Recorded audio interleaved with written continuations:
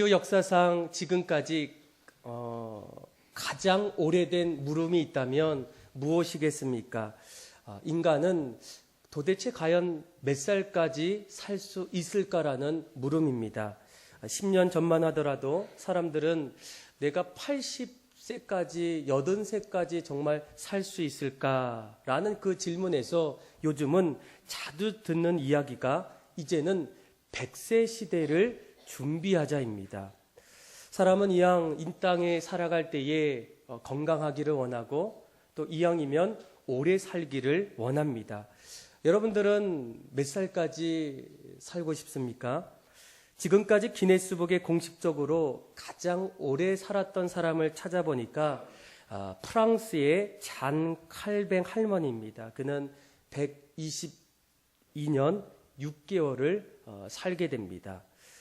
그런데 놀라운 것은 비공식적으로 기록된 이야기인데 또 중국의 리청유엔이라는 그 사람이 1677년에 태어나서 1933년까지 무려 256세를 살았다는 겁니다. 그러니까 17세기 청나라 때 태어나서 20세기 중화민국까지 무려 4세기 동안 걸쳐 생존했던 인물이라고 합니다. 그러니까 사람들은 도대체 이 일이 맞는 일일까? 거짓말일까? 그런데 1827년도에 중국 청나라 총실에서 150살의 생애를 축하하는 그런 어떤 공식적인 문서가 발견되면서 우리가 생각하는 어떤 삶보다는 그 이상의 삶을 살 수가 있겠다. 그러나 여전히 진짜인지 가짜인지에 대해서는 여전히 사람들의 어떤 논쟁 속에 있다라는 겁니다. 여러분, 그래서 그 사람들의 어떤 장수의 비결이 뭘까? 아마 세 가지로 얘기하는데 여러분들 오래 살고 싶은 분들은 잘 귀담아 들으면 좋을 것 같아요. 첫째는 오랫동안 채식을 즐기며 과식을 하지 않았다는 거예요. 우린 좀 반대죠. 고기를 즐겨 먹고 또 과식을 좀 많이 하는데, 둘째는 마음가짐을 평온히 하고 낙관적으로 살았다는 거예요. 그러니까 요즘 스트레스가 많은 시대에 늘 긍정적으로 살았습니다. 그리고 셋째는 연잎, 결명차, 구기자 등 차로 끓여 오랫동안 마셨다는 거예요. 그러니까 오늘날로 말하면 녹차, 또 우엉차, 커피는 아닌 것 같아요. 그런데 여러분, 이 성경에 보니까 이렇게 많은 사람들이 오랫동안 살았는데 성경에는 더 깜짝 놀랄 사실이 있어요. 우리가 생각했던 그 이상의 삶을 성경의 인물들은 살았다는 거예요. 하나님께서 처음 만드셨던 이 아담은 무려 930세를 살다 죽었다는 거예요. 그리고 방주를 만들었던 노아도 950세를 살았습니다. 그래서 우리가 주로 교회 다니면 성경 퀴즈 할 때 항상 단골로 나오는 퀴즈가 무엇입니까? 성경에서 가장 오래 살았던 사람은 누구입니까? 그렇죠. 무드셀라 969세를 살게 됩니다. 아마 이런 어떤 이야기를 듣고 또 오늘 우리가 읽었던 창세기 5장 말씀을 보게 되면 창세기 5장은 아담이라는 가족의 계보를 이렇게 소개하게 돼요. 아담의 후손들이 누구인가, 또 그들은 얼마나 살았는가. 그런데 이들의 어떤 모습을 보게 되면 500세, 800세, 또 900세까지 살게 돼요. 참 오래 살았죠. 그래서 정말로 이런 일들이 가능할까? 우리는 성경이기 때문에, 하나님 말씀이기 때문에 그 말씀을 믿습니다. 그런데 그럼에도 불구하고 어떤 분들은 여전히 의아심을 갖는 그런 분들이 계시는 거예요. 왜 어떻게 그렇게 인간이 그렇게 살 수 있을까? 그런데 이 부분에 대해서 창조 과학자들의 어떤 일부는 이 부분을 이렇게 설명합니다. 노아의 홍수 이전에 이제 노아 때에 처음으로 비가 왔다는 거예요. 그 전에는 비가 왔다는 어떤 기록이 없다는 겁니다. 그래서 비가 오기 이전과 비가 오고 난 노아 이후의 사건을 보게 되면 이 지구를 둘러싸고 있는 어떤 환경이 분명히 다르다는 거예요. 그래서 그 이전에는 어떤 수증기 같은 것이 지구를 둘러싸고 있었다면 그때의 어떤 태양 광선 이렇게 우리가 이렇게 비치는 그 광선의 어떤 그 모습이 좀 약했다는 겁니다. 그래서 지금과는 전혀 다른 어떤 환경이기 때문에 오래 살 수 있었던 어떤 가능성이 이 과학자들은 그렇게 얘기한다는 거예요. 이것이 정말로 맞을까, 맞지 않을까? 그런데 오늘 우리가 읽었던 이 말씀을 보게 되면 오늘 주신 말씀은 정말로 오래 살았구나라는 것을 우리에게 주는 말씀이기보다는 이 말씀 속에는 우리에게 더 중요한 영적인 교훈이 있다는 거예요. 무엇이냐면 얼마나 많이 살았던 인생이라도 결국은 그 인생은 죽음을 맞이한다는 겁니다. 그래서 내가 지금까지 어떤 경험을 했고 무엇을 잃었고 또 무언가를 성취했지만 결국 인생의 마지막의 결론은 무엇이라고요? 죽었더라. 우리 한번 창세기 5장 말씀을 한번 좀 봤으면 좋겠는데 5절에 그는 930세를 살고 어떻게 했다고요? 죽었더라. 8절에 그는 912세를 살고 어떻게 했다고요? 죽었더라. 11절에도 죽었더라.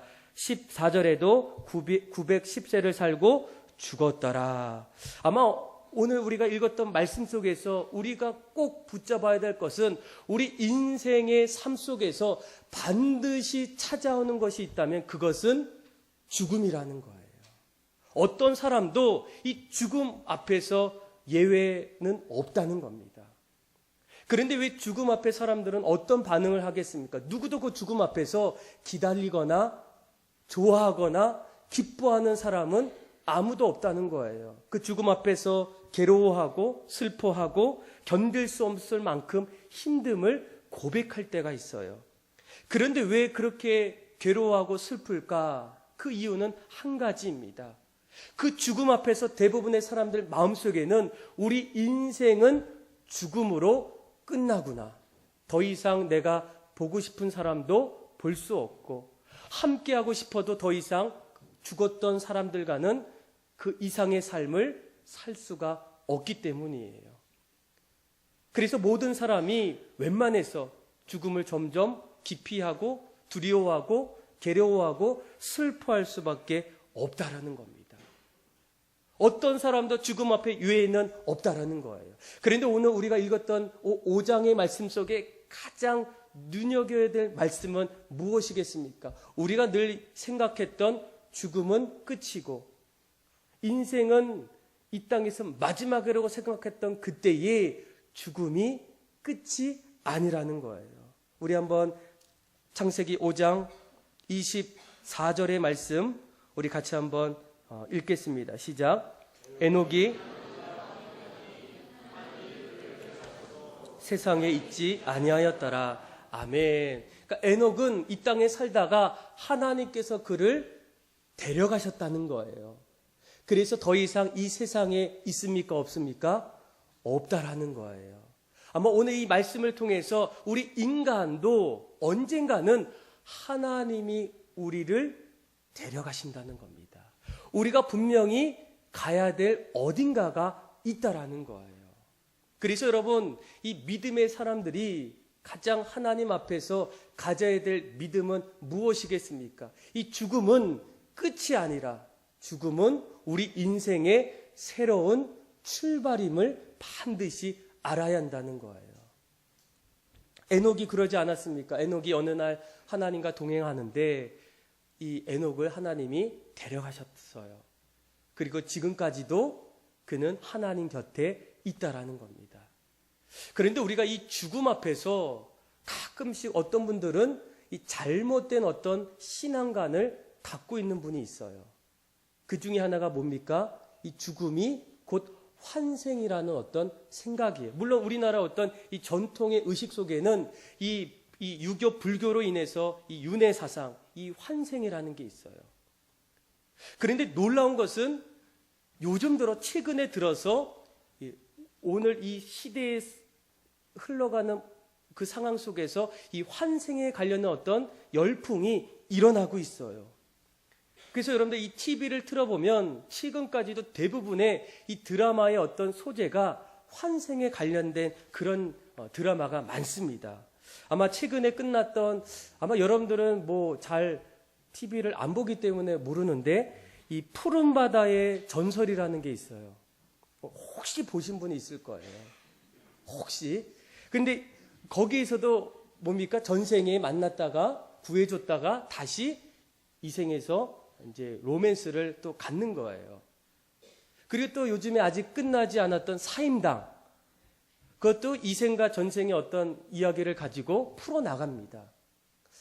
그리고 또 최근에 이 학생들이 좋아했던 이 케이블 방송에 뭐였죠? 뿔 달린 그 도깨비 잘하시네요. 이 도깨비를 봐도 그 마찬가지예요.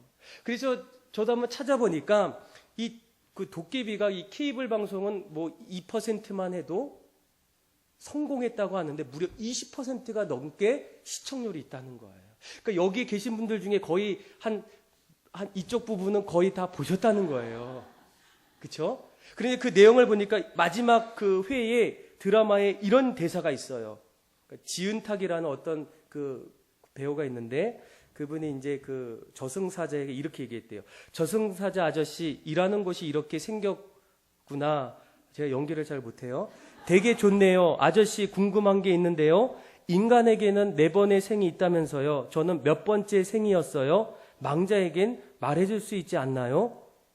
그러니까 이 얘기를 들었던 저승사자 그 공유가 이렇게 얘기해요. 너는 첫 번째 생이었어. 이 얘기를 듣고 다시 지은탁이 이렇게 얘기합니다. 다행이다. 3번 남았네. 기억나시나요? 그러니까 우리도 모르게 이런 어떤 드라마의 어떤 세계로 빠지다 보면 우리 사람들의 어떤 사상 속에 이 윤회, 다시 태어날 수 있는 어떤 그런 생각들이 점점 우리 안에 들어간다는 거예요. 그래서 놀라운 것은 통계를 보니까 다른 어떤 사람들이 아니라 이 기독교인들을 대상으로 이제 환생에 대해서 한번 물어봤어요. 근데 1980년대부터 지금까지 믿는 사람들조차도 환생에 대한 어떤 그 가치관, 어떤 그런 개념을 갖고 있는데 그 증가율이 점점 줄어드는 게 아니라 예수를 믿음에도 불구하고 점점 늘어나고 있다는 거예요. 10명에서 이제는 20명, 20명에서 50명 이렇게 예수님을 믿음에도 불구하고 내가 다시 이 세상에 태어난다는 어떤 생각이 있다라는 겁니다. 그런데 여러분, 성경은 다르다는 거예요. 오늘 우리가 읽었던 이 에녹은 하나님께서 그를 데려가셔요. 그래서 이 세상에 있지 않게 됩니다. 그는 지금도 여전히 영원히 하나님 곁에서 늘 있다는 거예요. 성경은 분명히 이 부분에 대해서 이야기합니다. 히브리서 9장 말씀에 보게 되면 사람에게는 정한 것이 있는데 그 이후에는 반드시 뭐가 있다고요? 심판이 있다는 거예요. 육체의 죽음 앞에서 반드시 인간은 하나님의 심판대 앞에 서게 됩니다. 그래서 믿는 자는 영원한 생명, 우리가 늘 소망하는 하늘나라, 천국에 가게 되고 반대로 예수님을 믿지 않는 자에게는 영원한 벌이 저해지는 그런 음부라는 곳에 들어간다는 거예요. 그래서 우리가 반드시 여러분 신앙생활할 때에 어떤 분들은 이런 생각을 갖고 있는 분들이 있어요. 내가 예수를 믿을 때에 우리 어떤 신앙생활의 목적이 이 세상에서 잘 되기를 원하는 분이 있어요. 신앙의 동기가 이 땅에서의 어떤 목적입니다. 그런데 이 부분을 사도 바울은 정말로 이런 사람들은 불쌍한 사람들이라고 얘기해요.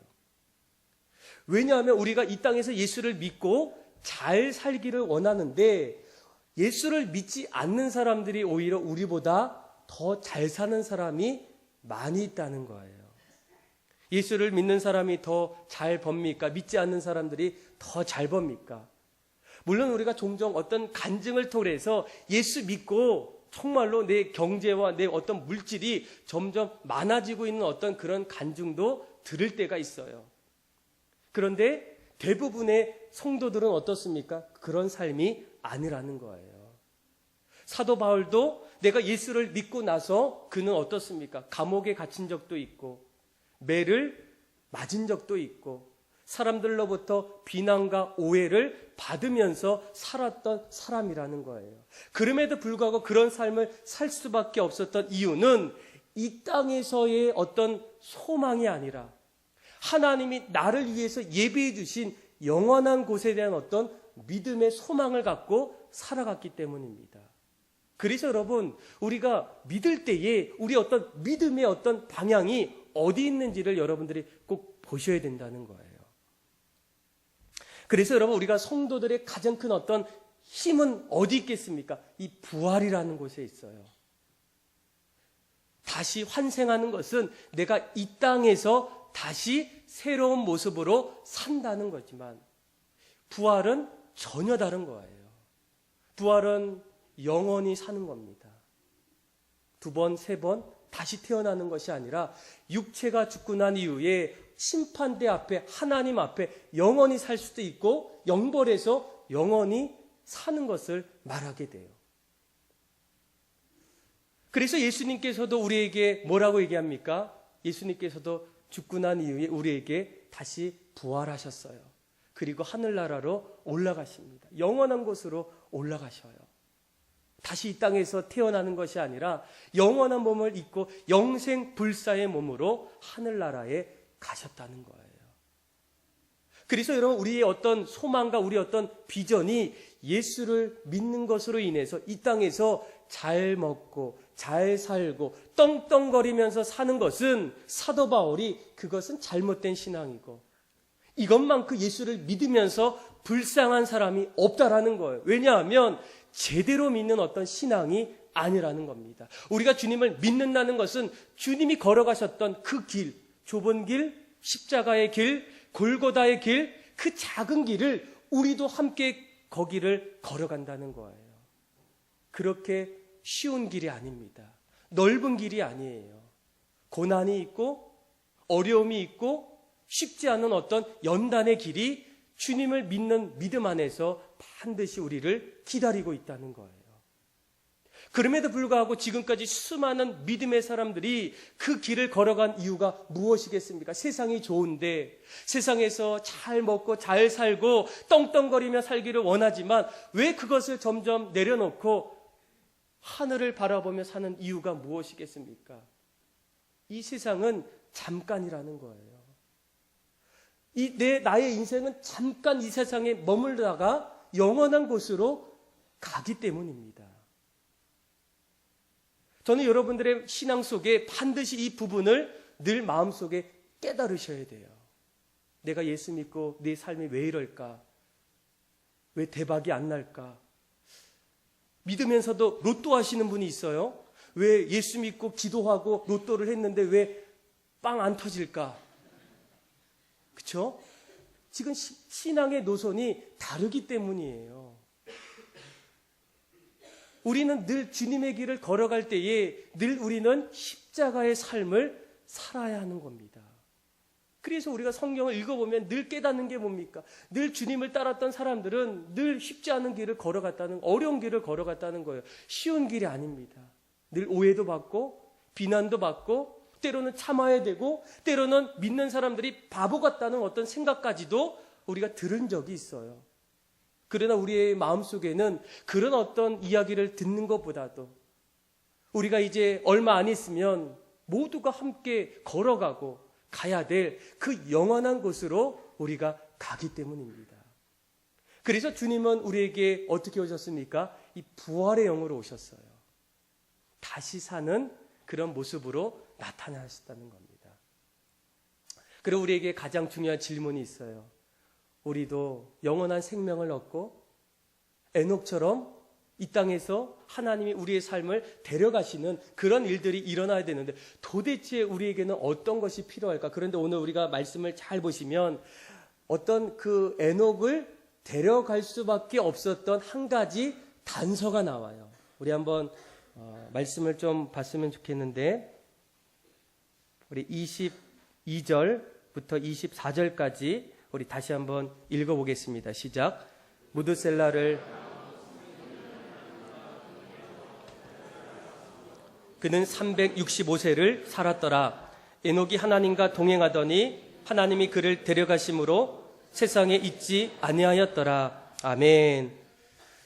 여러분, 이 에녹 그 창세기 5장은 아담의 그 후손들의 계보를 이렇게 얘기할 때에 에녹에게만 있는 어떤 특별한 어떤 설명이 있어요. 그것이 뭐냐면 하나님과 어떻게 했다고요? 동행했다는 거예요. 이 말씀은 우리에게 너무나 중요한 말씀입니다. 그의 삶 속에 날마다 내 안에 주님이 내 안에 계시는 하나님과 임마누엘의 삶을 살았다는 거예요. 우리가 이런 삶을 살아야 되는데 우리는 아담을 통해서 우리의 인간에 어떤 죄가 들어와요. 죄로 인해서 더 이상 하나님과의 관계를 깨트리게 됩니다. 하나님과의 온전한 교제가 더 이상 죄로 인해서 이루어질 수가 없어요. 그런데 중요한 것은 무엇이겠습니까? 하나님이 우리를 여전히 사랑하셨다는 거예요. 늘 우리가 외쳤던 요한복음 3장 16절의 말씀이 무엇이겠습니까? 하나님이 세상을 이처럼 사랑하사 독생자를 주셨으니 이는 저를 믿는 자마다 멸망치 않고 영생을 얻게 하려 하심이라. 예수님이 우리를 너무나 사랑하셔서 하나님께서 그 아들을 우리에게 다시 보내주셨다는 거예요. 그래서 예수님께서 뭐라고 얘기하십니까? 나는 부활이요 생명이니 나로 말미암지 않고는 나를 믿는 자는 죽어도 살겠고 무릇 살아서 믿는 자는 영원히 죽지 아니하리니 너희는 이것을 믿느냐. 그러니까 제자들은 처음에 믿을 수가 없는 거예요. 죽음은 인생의 끝인데 누구라도 이 생각을 가질 수밖에 없어요. 여전히 이곳에 계신 분들도 마찬가지입니다. 그런데 그 제자들이 어떻게 변했습니까? 부활하신 예수님을 다시 제자들이 보게 돼요. 엠마오 도상에서 지나가는 두 제자 앞에 예수님이 찾아오십니다. 또 고기를 구워 먹는 물고기를 먹는 제자들 앞에 부활하신 예수님이 다시 찾아오셨어요. 그 모습을 보았던 제자들의 어떤 믿음은 어떻게 변했겠습니까? 죽음이 끝이 아니구나. 인생은 죽음으로 마감하는 것이 아니구나. 죽음은 새로운 인생의 시작이구나. 그리고 예수님께서 제자들 앞에서 어떻게 하십니까? 승천하셔요. 하늘로 올라가셔요.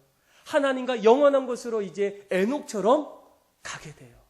그러면서 제자들 마음속에 부활의 산 소망을 그들이 점점 갖게 된다는 거예요. 그리고 그 믿음으로 그들은 어제나 오늘이나 평생 주님 오시는 그날까지 믿음으로 살게 된다는 겁니다. 사랑하는 믿음의 성도 여러분, 우리의 믿음의 가장 중요한 어떤 핵심이 여러분 무엇이겠습니까? 이 기독교는 부활신앙이에요. 예수님이 그들 앞에서 뭐라고 고백합니까? 내가 잠자는 자들의 첫 열매라는 거예요. 그동안 아무도 상상하지 못했고 생각하지 못했던 죽음 이후의 삶을 예수님이 부활을 통해서 내가 잠자는 자들의 첫 열매이다. 그러면서 결국은 하늘나라 하나님 보좌 우편에 계시게 돼요. 그래서 사도 바울은 예수님을 뭐라고 얘기합니까? 육체를 떠나 죽음은 주와 함께 거하는 것. 사도 바울은 그렇게 죽음을 표현하게 돼요. 우리가 죽을지언정 죽더라도 믿음의 성도는 몸을 떠나 우리 육체는 떠나지만 우리의 영혼은 주와 함께하는 그 삶이 바로 죽음 이후의 삶이라는 거예요. 그래서 여러분 이 예수님의 부활이 없다면 영원한 생명도 없다라는 거예요. 그래서 우리가 이 교회를 다닐 때에 신앙생활 할 때에 가장 중요한 어떤 부활의 신앙에 대한 마음이 없다면 여러분들이 흔들릴 수밖에 없어요. 이것보다도 내가 다른 것에 마음을 두게 되면 그것이 더 좋거든요. 더 갖고 싶거든요. 누리고 싶거든요. 그런데 내가 이전 것, 이 세상에 있는 것을 다 하나하나 내려놓는 것은 우리의 소망과 우리의 마음이 이 땅이 아닌 영원한 곳에 마음을 두기 때문에 이 세상이 어떻게 흘러가든 그렇게 큰 욕심을 점점 내려놓을 수 있다라는 겁니다. 여러분들은 어떻습니까? 하나님과 동행하더니 예수 그리스도를 통해서 구원받아서 날마다 하나님과 동행하더니 하나님이 그를 데려가신다는 거예요. 영원한 곳으로 우리를 초청하신다는 거예요.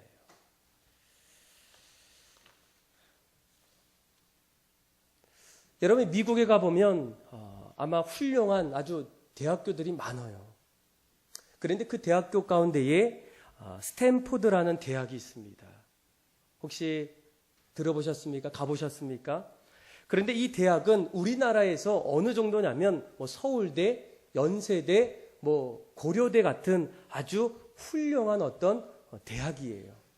그런데 이 대학이 설립했던 동기를 보게 되면 깜짝 놀랍니다.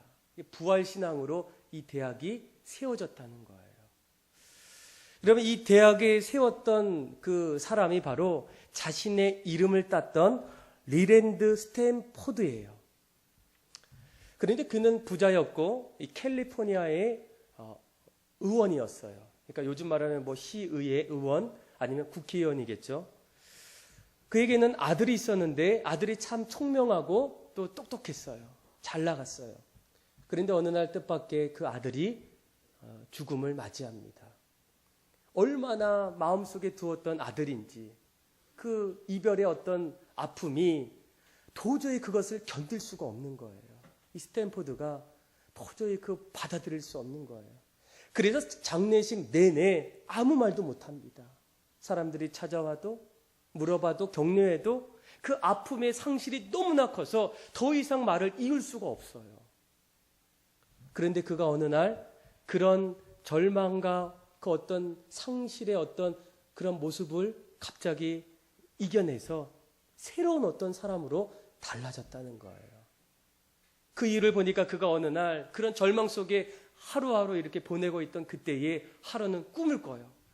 근데 꿈을 꾸는데 그 꿈 속에 늘 보고 싶고 기다렸던 사랑하는 아들이 꿈속에 나타나는 거예요. 얼마나 기쁘겠습니까? 얼마나 좋겠습니까? 얘야. 그런데 그 아들이 그 아버지에게 이렇게 얘기해요. 아버지, 걱정하지 마세요. 저는 부활하신 예수님 곁에 있어요. 그리고 저 대신 저 같은 젊은이들, 청년들을 도와주세요. 그러니까 이 스탠포드가 이 꿈, 이 환상을 보고 갑자기 마음이 점점 달라지는 거예요. 아버지 걱정하지 말라는 거예요. 나는 지금 예수님 곁에서 늘 있다는 이야기를 그가 듣게 돼요. 그리고 그의 어떤 마음속의 어떤 신앙이 점점 자라게 됩니다. 내가 도대체 어떻게 살아갈까? 무엇을 할까? 그러면서 조금씩 자신을 향한 어떤 삶이 이 땅에 주님이 우리를 위해서 오셨던 하나님의 마음으로 세상을 보게 돼요. 그러면서 그가 결정합니다. 그래, 아들이 외쳤던, 아들이 소망했던 그 꿈을 내가 한번 이뤄보자. 그래서 그가 아까 서두 얘기한 것처럼 부자였어요. 그래서 그가 자신이 갖고 있었던 이 재산 거액 2천만 달러. 감이 안 오시죠? 200억이에요. 그래도 감이 안 오시죠? 그렇죠. 우리 늘 10,000원, 20,000원 이렇게 만지다가 200억이면 달라요. 200억을 한순간에 이 청년들을 위해서, 젊은이들을 위해서 그가 이제 내고 그 돈으로 무엇을 합니까? 이 스탠포드라는 그 학교를 세우게 돼요. 늘 그의 마음속에는 아들이 꿈속에서 얘기했던 그 젊은이들, 앞으로 다음 세대를 이끌어갈 그 아이들을 아버지 꼭 붙잡아 주세요. 그 마음이 늘 마음속에 자리 잡은 거예요. 그래서 그가 죽던 그때에 유서가 발견되었는데 그 유서에 이렇게 나와 있더라고요. 나의 재산은 10원짜리 동전 하나 남기지 말고 청년 교육에 사용하십시오. 여러분, 우리가 이 땅에 이 미국에 있었던 이 스탠포드의 어떤 일들이 꼭 미국에만 있겠습니까? 아니라는 거예요. 우리나라에서도 마찬가지입니다.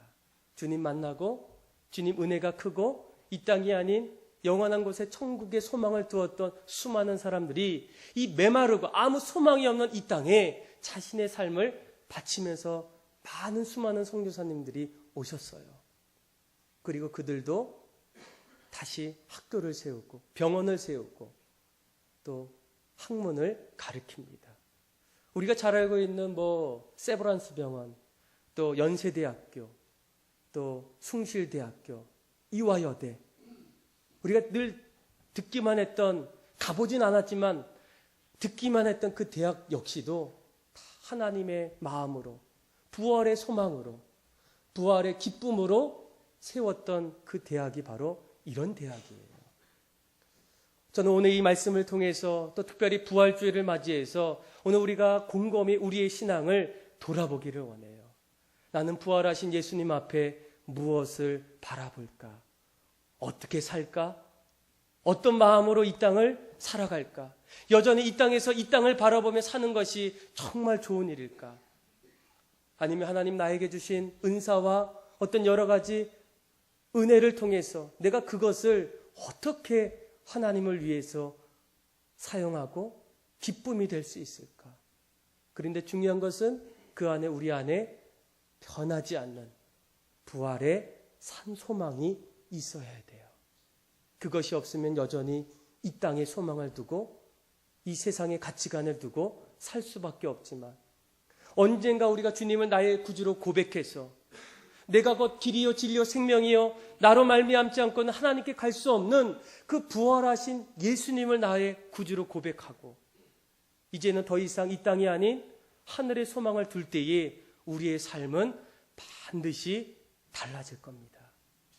저는 올해가 되기를 원하고 올해가 되지 않으면 내년이 되기를 원하고 내년이 되지 않았을 때 언젠가 반드시 우리의 삶이 부활의 신앙으로 하늘의 소망을 두고 이 땅을 믿음으로 살아갈 수 있는 그런 여러분들의 삶이 다 되기를 주님의 이름으로 축복합니다. 기도하겠습니다.